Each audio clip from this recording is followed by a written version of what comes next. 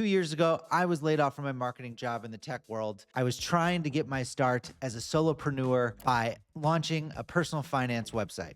I had absolutely zero in traffic and was starting from the very beginning. And over in the first year, I was able to build that website to drive 6,000 in unique visitors per month and generate 500 subscribers in the first 5 months. So in this video, I'm gonna walk you through the step-by-step process that I took to basically go from a website that was generating no traffic to generating over 500 subscribers in the first 5 months. My name is Kyle and I run a growth marketing agency helping creators who teach, build, and grow sustainable businesses around their audience. Let's get into it. Okay, let's start with step one of the process, which is find your traffic lever. And so for me, we got to go back a little bit. About 2 years ago, I was starting this business around personal finance and pursuing financial independence.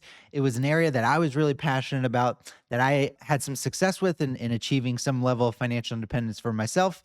And I wanted to teach and educate other people that were interested in pursuing financial independence. ChatGPT was just coming online and AI was just starting to take over and transform the content and SEO industry as we know it. But at the time, there was still a huge opportunity in driving high quality traffic through SEO and blog content. And I started with creating these free tools. I always found kind of calculators and tools helpful for me on my journey to financial independence. I did some SEO research using tools like Ahrefs or SEMrush or Keywords Everywhere, and did the traditional keyword research to find high quality search terms related to my industry that were very low competition.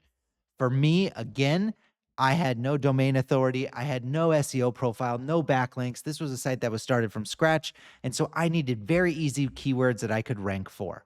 And so I saw this opportunity on building these calculators around financial independence. And so I started with building a few of those, had some initial success.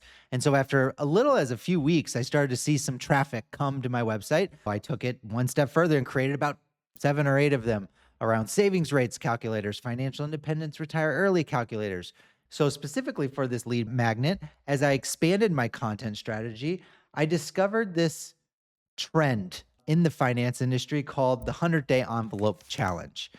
The 100-day envelope challenge is a savings challenge that went really viral on TikTok that encourages people to save a little bit every day based on this 100-day envelope system. This was, again, a keyword with very little competition.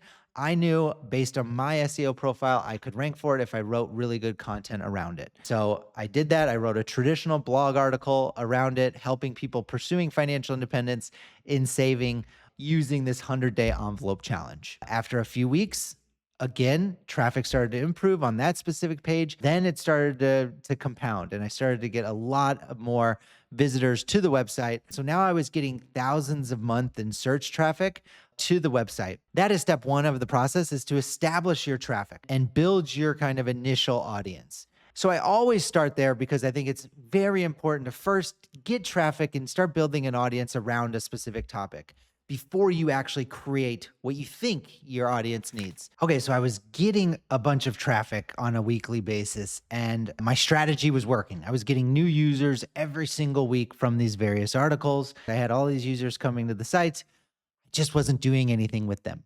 And so specifically for this article on saving 10K in 100 days, I was getting a bunch of traffic here, but it was just a blog article. There was nothing for them to do other than read the content and continue to explore the other content I had. So I needed to build the lead magnet, give these people value so that I could start building my audience and my email list. So that leads me to step 2 of the process, which is to create a lead magnet that actually works and converts. So I have some tips around how to actually do this effectively.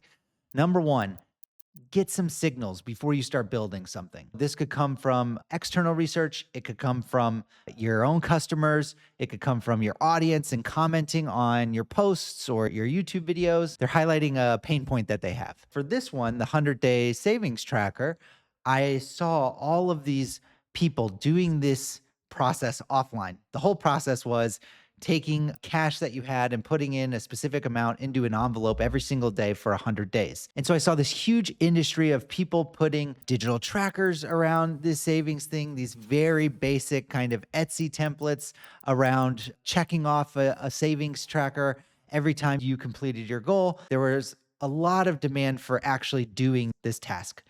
What I didn't find was a pain point that I had, which was I wasn't going to go out and get a bunch of cash.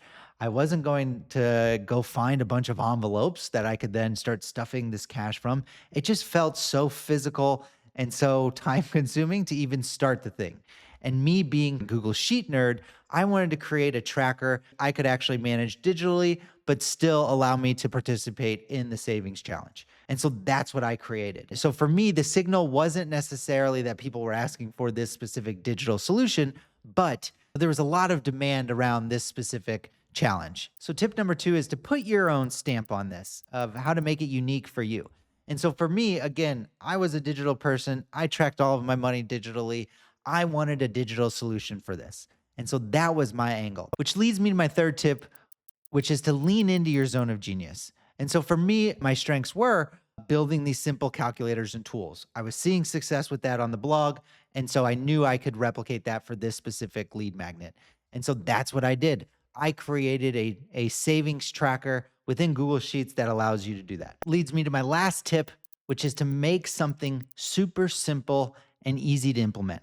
I'm talking about one-page checklists, a 2-page how-to document, or a very simple Google Sheet tracker. So I want you to create something that you can actually stand up within a day, within a few hours, and just create something super simple because you have to see if it's actually going to be successful. And so don't spend a ton of time trying to make this super in-depth ebook, etc., until you get a signal or some traction that it's actually working. So then it was time to actually launch this thing across the site. And so I knew I needed to sign up for some kind of email service provider or some kind of email capturing tool. I used ConvertKit. I love ConvertKit because it makes it super simple to create lead magnets, create lead forms, create standalone landing pages that you could send people to download and opt in your email list and then to send them a free resource. That's what I started with. And so the way I did that is very simple. You go to landing page and forms,